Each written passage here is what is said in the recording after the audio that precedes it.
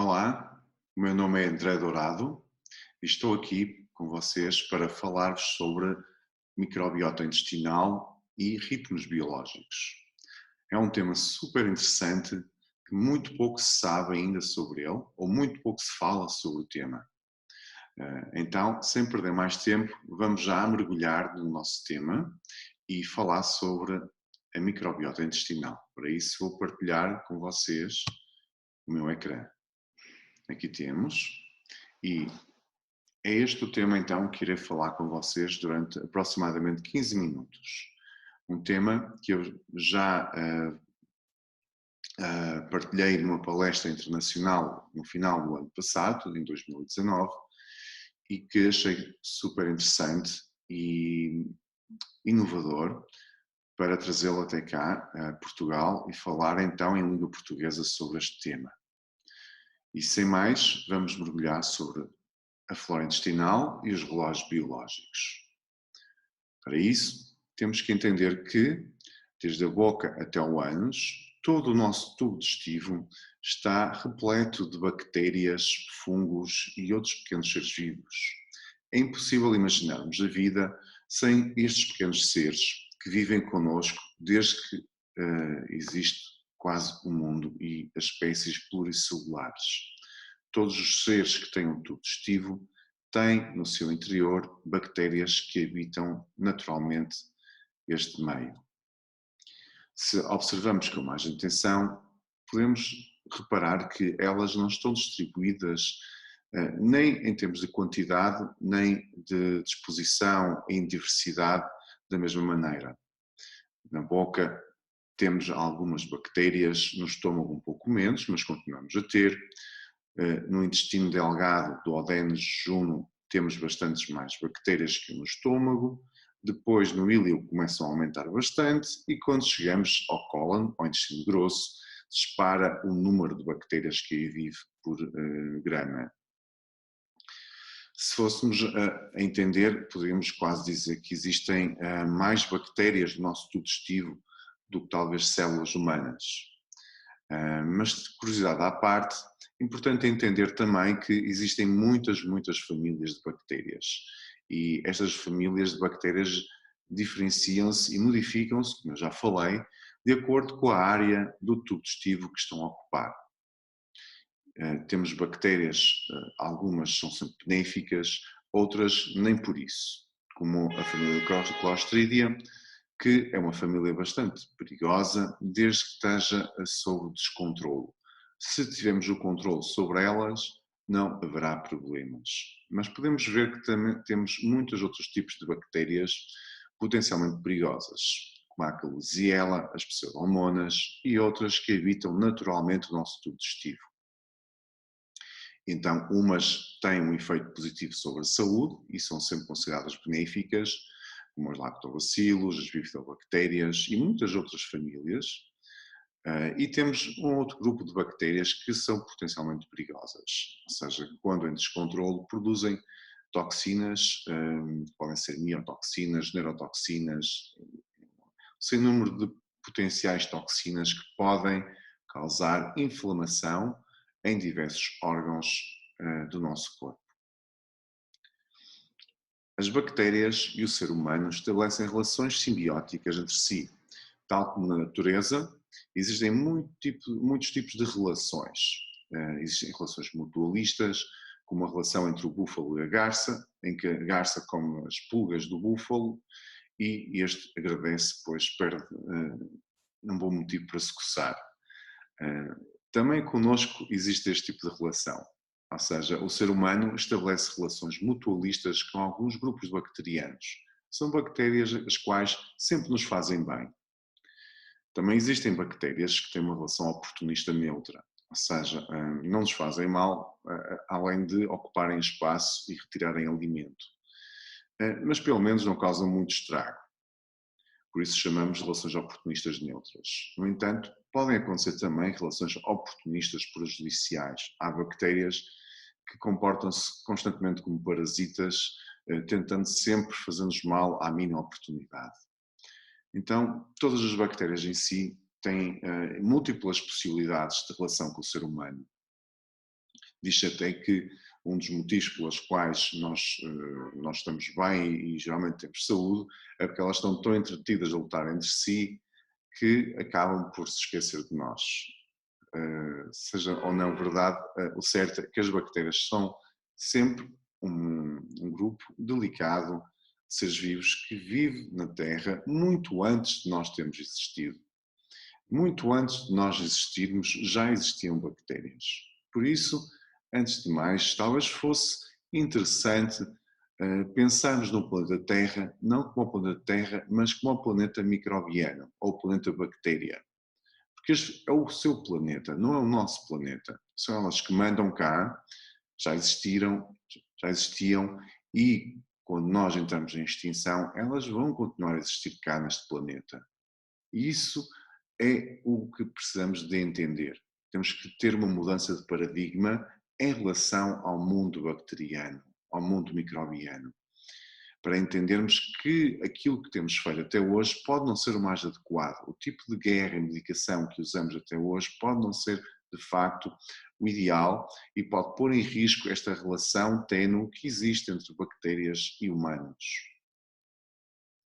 Todo o tubo digestivo, então, está revestido por bactérias. E este tubo digestivo é a sua casa também.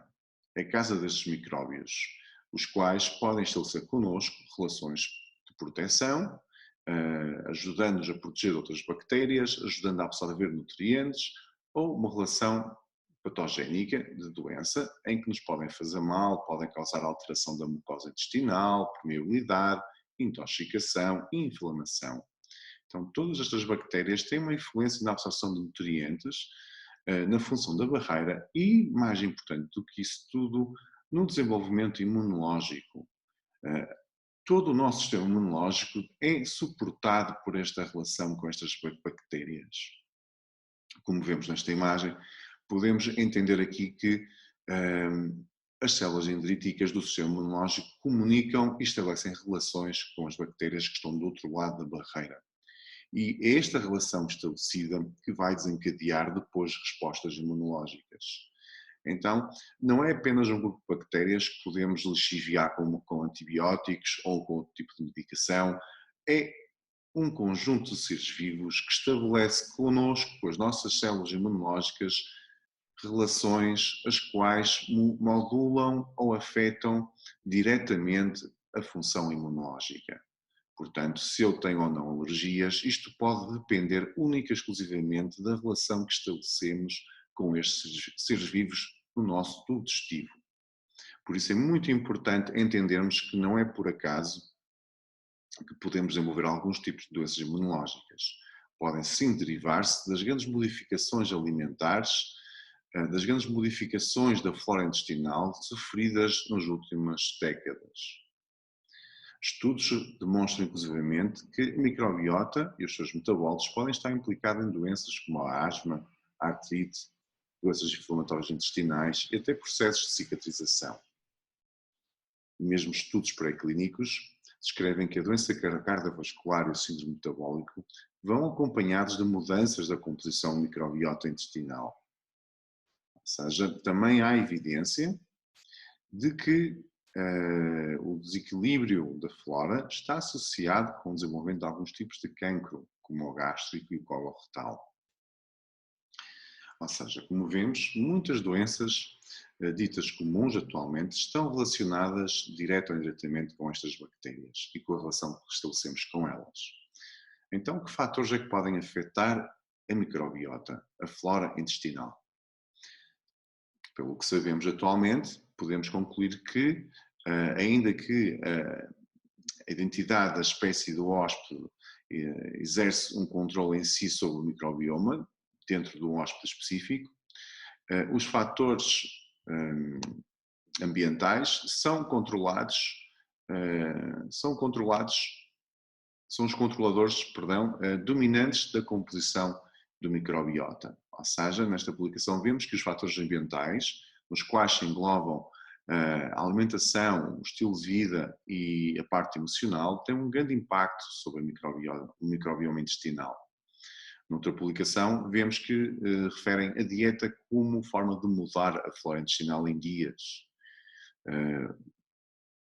Obviamente que isto implica e leva-nos a entender um pouquinho melhor, um pouquinho mais, ou a focarmos mais naquilo que aconteceu durante o século XX em todo o mundo, portanto nos países mais desenvolvidos.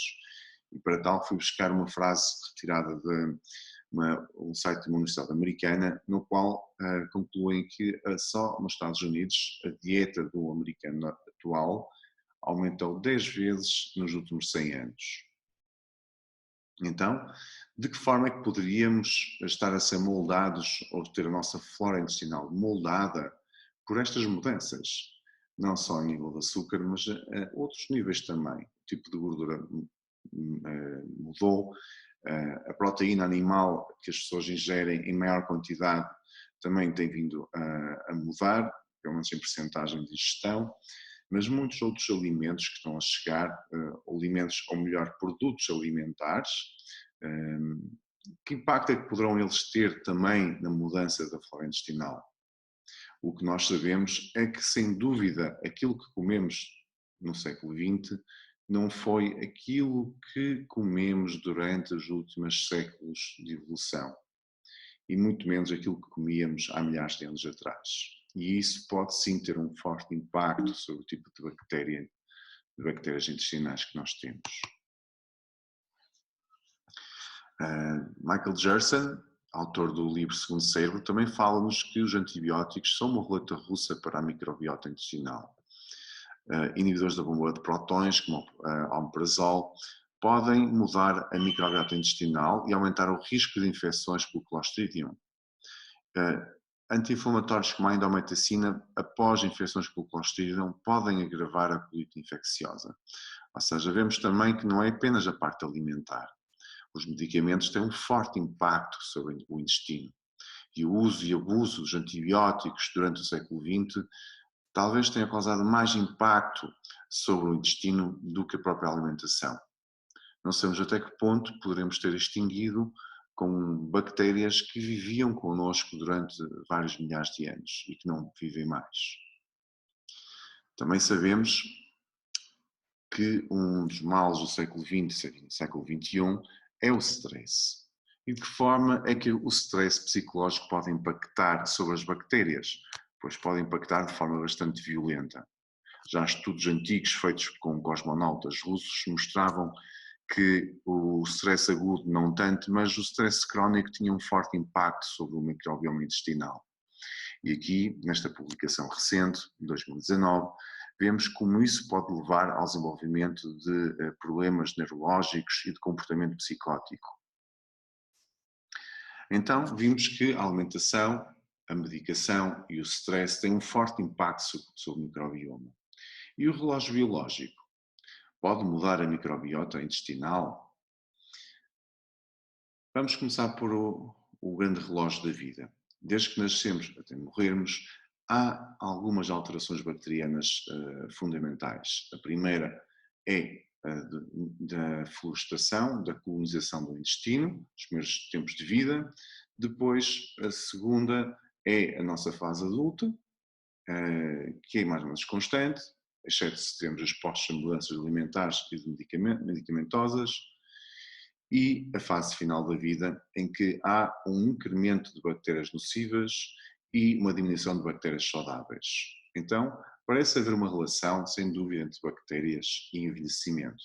Aliás, os estudos estão a demonstrar isso, que se pudéssemos manter os micróbios intestinais benéficos na proporção específica correspondente a uma determinada idade, uma idade mais jovem, podíamos contribuir então para uma idade mais jovem ainda do microbioma intestinal. Ou seja, neste estudo de 2019, os investigadores falam exatamente de como as bactérias impactam sobre a nossa juventude. Neste outro estudo, no mesmo estudo, então, vemos aqui o que foi estudado. 65 pessoas, entre os 70, os 89 e os 82 anos, nos Estados Unidos, e que foram divididos entre saudáveis e não saudáveis. Foi analisado os dois grupos de pessoas. Nos saudáveis incluíam-se pessoas que tinham tido problemas cardiovasculares, ou pelo menos uma vez cancro na vida, ou outras doenças metabólicas. Os saudáveis, aqueles que nunca tinham tido nenhuma doença metabólica ou oncológica. O que se observou foi que o microbioma oral da boca tinha maior diversidade nas pessoas saudáveis. Nas pessoas também saudáveis, o microbioma intestinal tinha também maior diversidade de bactérias, e especificamente de uma, chamada Akkermansia mucinifila.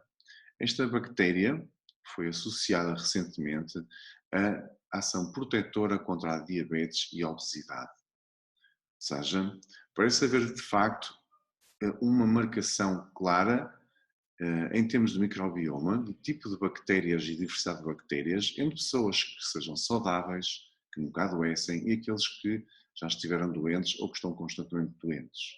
E essa grande característica deve-se principalmente a uma maior diversidade nos saudáveis de bactérias que comem fibra, bactérias herbívoras, portanto. E os ritmos circadianos. Mas aquilo que nós sabemos atualmente é que as mudanças das funções do relógio biológico provocam aumento da abundância de bactérias intestinais inflamatórias e diminuição das bactérias anti-inflamatórias e também diminuição da função de barreira intestinal. Ou seja, mudanças do relógio biológico propenciam-nos ou predispõem-nos para inflamar, porque modifica o tipo de bactéria predominante. Então, parece haver uma relação bilateral ou bidirecional entre ritmos circadianos do corpo humano e o tipo de bactérias que vive no nosso intestino. Noutro estudo, efetuado em ratos, foram sujeitos a 12 horas de luz, 12 horas de noite, ou então 24 horas de luz. E o que é que aconteceu? Neste estudo, os ratos sujeitos a 24 horas de luz tiveram um aumento de bactérias que aumentavam a permeabilidade intestinal e uma diminuição das bactérias que davam proteção da barreira intestinal. Ou seja, conclusão do estudo, diminuição de bactérias benéficas, diminuição de butirato, que é um ácido gordo de cadeia curta que alimenta a barreira intestinal, e aumento de lipopolisacáridos de bactérias, que estão implicados no aumento do risco de inflamação ou cancro. Estes lipopolisacáridos alteram a função do eixo intestino seco e aumentam então o grau de inflamação, podendo levar então ao aparecimento de doenças sistémicas como a obesidade, a diabetes, doenças neuroinflamatórias cerebrais ou até mesmo cancro. Então, vemos aqui como que a alteração dos ritmos bacterianos podem modificar as bactérias, estas modificam o tipo de proteínas, lipoproteínas que produzem e assim afetar o eixo cérebro-intestinal e conduzindo então ao desenvolvimento de doenças crónicas. Num outro estudo, o estudo 2, o que é que se observou? Observou-se que foram colocados ratos fazendo 3 tipos de ritmos de circadianos diferentes. O primeiro ritmo de 8 horas de noite e 16 de dia, o segundo 12 de noite, 12 de dia e o terceiro ritmo de 16 horas de noite e 8 horas de dia. E aquilo que se observou é que há uma modificação, de facto, na flora intestinal, na biodiversidade, de acordo com o tipo de ciclo circadiano a que estamos sujeitos. O transtorno do ritmo circadiano mudou o perfil da flora intestinal. É um módulo-chave do equilíbrio da microflora intestinal, então. Portanto, com isto podemos observar, para além de outro estudo, neste estudo também se observou a sensibilidade à radioterapia, observando uma diminuição da radioresistência com a alteração do número de horas de sono, mas o mais importante a entendermos é de facto isto, é que quando modificamos o número de horas que dormimos face ao número de horas que estamos acordados, podemos estar moldando a nossa flora intestinal, podemos estar alterando-a, fazendo com que ela deixe de ser tão saudável ou podendo até mesmo começar a ter mais obstipação ou diarreias ou outras alterações funcionais.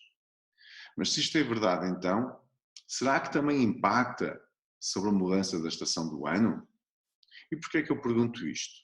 Porque durante o ano não temos sempre o mesmo número de horas de sol. No verão temos muito mais horas de sol do que temos no inverno. E de que forma é que isto pode impactar sobre a nossa flora intestinal? Ou seja, será que no inverno a modificação das bactérias podem levar-nos a ficar mais tristes, mais deprimidos? Bem, é bem possível que isso aconteça. Na Science, em 2017, no estudo do JASDA, com o povo caçador-recoletor, observou-se que haviam diferenças notáveis na comunidade microbiana, com taxons, grupos de bactérias que aparentemente desaparecem numa estação do ano para reaparecer novamente noutra estação do ano. Ou seja, parece que existem flutuações da organização das bactérias ao longo do ano de acordo com a estação em que estamos a viver. Isto pode-se dever, por um lado, pelo aquilo que eu já falei, a alteração do número de horas de sol versus horas de noite, mas também porque há sempre implícito alterações alimentares em relação a cada altura do ano. Então, a microbiota intestinal sofre oscilações funcionais e de composição diurnas que podem também influir na atividade circadiana do hóspede. Sim, também é verdade. Ou seja, não só existem mudanças, como eu já falei, ao longo da nossa vida, desde que somos bebés até à terceira fase da vida, também parece existirem flutuações ao longo do ano e, por último, existem flutuações também ao longo do dia. Ou seja, há bactérias que estão despertas durante o dia e outras que estão despertas durante a noite. Ou seja, as bactérias adaptam-se aos nossos ritmos também. Então, é normal que tenhamos atividade bacteriana diferente do dia para a noite. Como vemos nesta publicação, existe uma maior quantidade de firmicutes, um grupo de bactérias, durante o dia, durante a altura em que nos alimentamos, e durante a noite, durante a altura em que fazemos jejum, há mais bacterióides, proteobactérias e microbiobactérias. Isto quer dizer, então, que as bactérias adaptam-se aos nossos ritmos de vida, que influenciam talvez a nossa fome, que influenciam também aquilo que nós queremos comer e que também se adaptam aos ritmos de noite.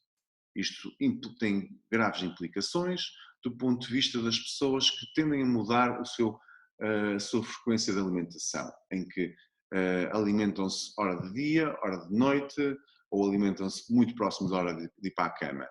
Porque as investigações têm vindo a demonstrar que, para sermos saudáveis, deveríamos não ingerir comida até 2 horas antes de ir para a cama, para não alterar a composição e diversidade bacteriana noturna e não dar origem, então, a problemas de sono, metabólicos, etc. Como vemos nesta publicação científica, não existe apenas um único relógio ou 2 relógios biológicos. Ou seja, atualmente são considerados como relógio biológico o relógio do núcleo supraquiasmático, que é o relógio central. Depois temos relógios periféricos, ou seja, cada órgão tem o seu próprio relógio. E até à data são apenas considerados estes 2 relógios biológicos. Na verdade, para mim, existem 3 relógios biológicos. E o terceiro relógio biológico é exatamente este que acabo de falar, o microbioma intestinal. E porquê? Porque este microbioma intestinal, o equilíbrio bacteriano que existe no intestino e que pode ser moldado pela alimentação, ritmos de alimentação, medicamentos e stress, influencia diretamente e modifica os relógios periféricos e também o relógio central.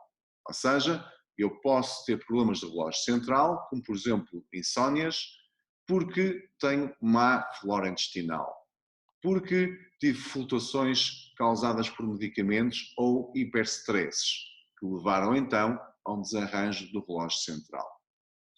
É isso que é muito importante aprender desta apresentação que vos trago aqui hoje, que é sobre o impacto que tem então o intestino nos relógios biológicos do corpo humano, incluindo o relógio central. Então, afetam a flora intestinal, a dieta, resumindo, o jet lag. É muito importante entendermos que o jet lag pode moldar a flora intestinal, incluindo o jet lag social, que este jet lag social é exatamente o facto de passamos 4, 5 dias da semana a deitarmos cedo e chegamos ao fim de semana e deitamos às 3 ou 4 da manhã. Isto é chamado de jet lag social. Tem um forte impacto sobre o equilíbrio das bactérias, porque elas habituam-se aos nossos ritmos e depois, ao desabituarem-se, pode gerar flutuações do ritmo intestinal, da absorção ou até inflamação.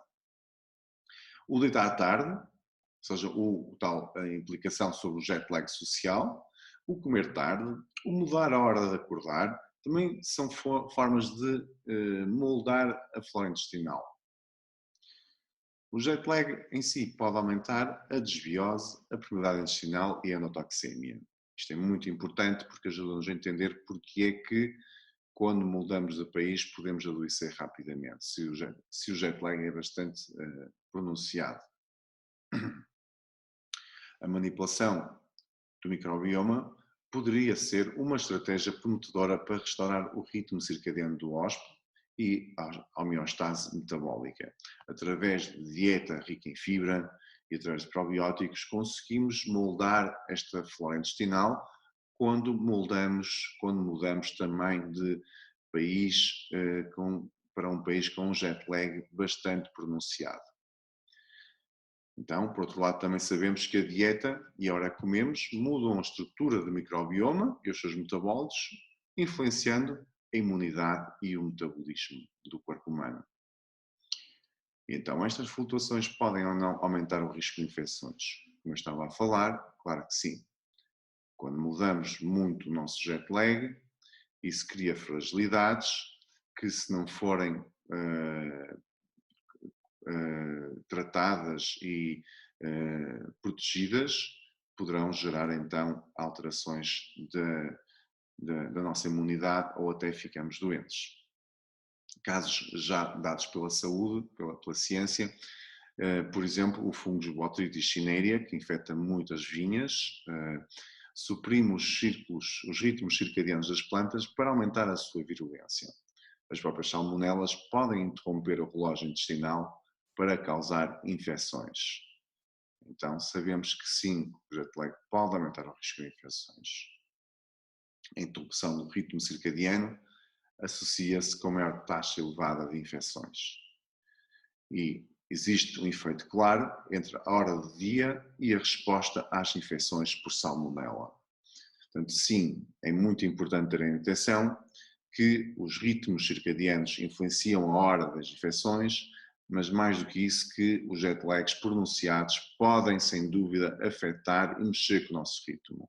Para isso, a solução é, quando viajamos para lugares do mundo com um jet lag bastante pronunciado em relação ao nosso local de origem, de tomarmos probióticos e fazer uma alimentação em respeito pela flora intestinal, para a proteger destas mudanças e das bactérias oportunistas que levarão a cabo a sua infecção se tiverem o meio, o terreno adequado para o poder fazer. Portanto, uma boa alimentação, uma alimentação rica em verduras e fruta e probióticos, podemos combater estas flutuações do microbioma intestinal por jet lag e, por conseguinte, as flutuações imunológicas. Conclusões. O microbioma é influenciado pelos biorritmos circadianos, também anual, das estações do ano e do ciclo de vida. São os 3 ritmos de vida que moldulam a nossa riqueza bacteriana que vive connosco, com o nosso corpo. Por outro lado, os ritmos também são influenciados pelo microbioma. O tipo de bactérias que nós temos, o seu equilíbrio, também vão moldar os ritmos, quer dos órgãos periféricos, quer do cérebro em si. Perturbações do ritmo circadiano podem causar disbiose, permeabilidade intestinal, endotoxemia. Perturbações do ritmo circadiano aumentam as bactérias pró-inflamatórias e diminuem as bactérias anti-inflamatórias. A atividade metabólica microbiana, em parte através da produção de ácidos de cadeia curta, pode servir como um regulador-chave da função imunológica e metabólica dos mamíferos. Baixar o risco de jet lag com probióticos e dieta rica em verduras é essencial para prevenir infecções nas mudanças de fuso horário. E, por último, sem deixar de sem menos importância do que o interior, é muito importante para os profissionais de saúde, nomeadamente para os médicos que prescrevem antibióticos, ter mais cuidado e avaliar o impacto da sua terapêutica sobre a microbiota.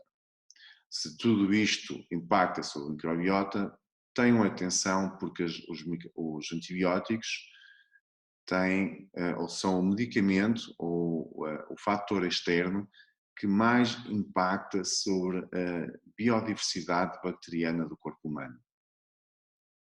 Sendo assim, espero que tenha sido útil esta apresentação esclarecedora sobre como os ritmos circadianos, anuais e de vida, modulam as nossas bactérias que vivem connosco, desde que nós nascemos até ao dia em que iremos morrer, e de como a alimentação, os medicamentos e o stress têm um forte impacto sobre as bactérias e, por conseguinte, sobre o corpo humano.